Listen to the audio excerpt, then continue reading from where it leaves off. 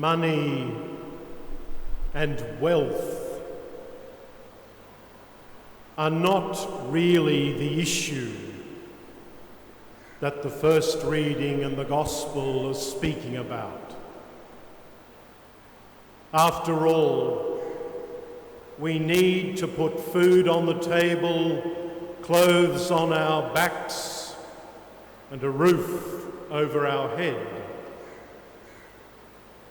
And with the rising cost of living and so many people simply struggling to survive, how do then we embrace Jesus' teaching and at the same time carry out our personal and communal responsibilities?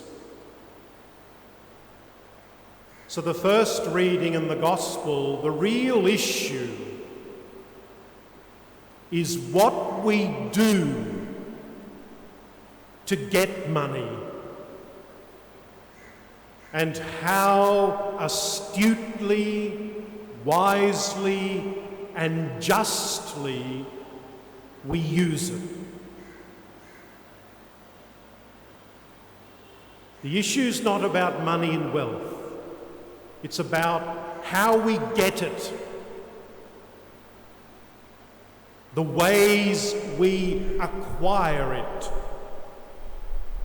and then how do we use it? So Jesus is picking up on what the prophet Amos is talking about in that first reading. Amos was confronting all kinds of deception and corruption and greed and dishonesty, especially by the big people. If you translate that to today, we'd be talking about the corporate world, the business world, the world of commerce and finance. Amos saw very clearly what the big people were doing to push down those who had nothing. What the big people were doing to get their money. The tactics that they were using. And then the way they went about using it. So Jesus is picking this up, and he urges us to acquire our wealth through just means. Through just means.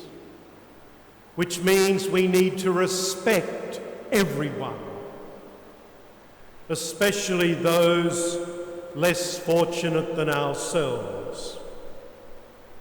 And Jesus goes on then to direct us to our use of our material resources, to use them generously, but keep your wits about you,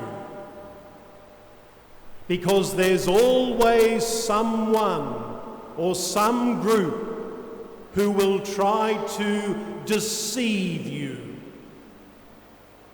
The internet now is full of scams, trying to take money from unsuspecting people who don't have their wits about them. So he says, use what you have, but use it generously, and keep your wits about you.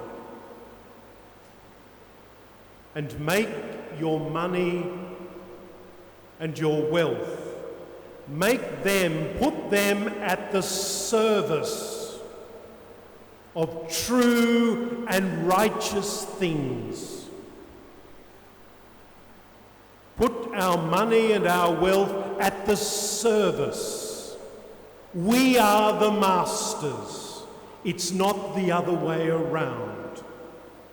Money and wealth are not masters to enslave us. After all, whatever we have in this world we will leave it here. We won't take it with us to the kingdom of God.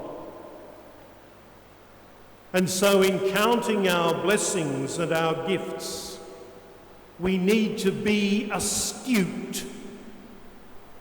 And that's the point that Jesus is making. To be astute and look around and to see how we can serve others. If we are to be enslaved to anything, let's be slaves and servants of God, the giver of our good gifts. God has graced us in so many ways, entrusting us with what we have. And the point is, how then do we use those gifts? Those small things that are given will be an indication about how we live and use the bigger things of life. Jesus tells us to be smart stewards, astute stewards, whose money and possessions serve the common good. That will ensure that this world will prepare us for the next, where it doesn't matter whether we're rich or poor, the haves and the have-nots, it makes no difference in the kingdom of God. What the readings do is to present us with a reality check, to really stop and check the reality of our lives, and to consider and see what, where, and who are our priorities. What priorities do we have? Where are our priorities? And perhaps most importantly, who are our priorities?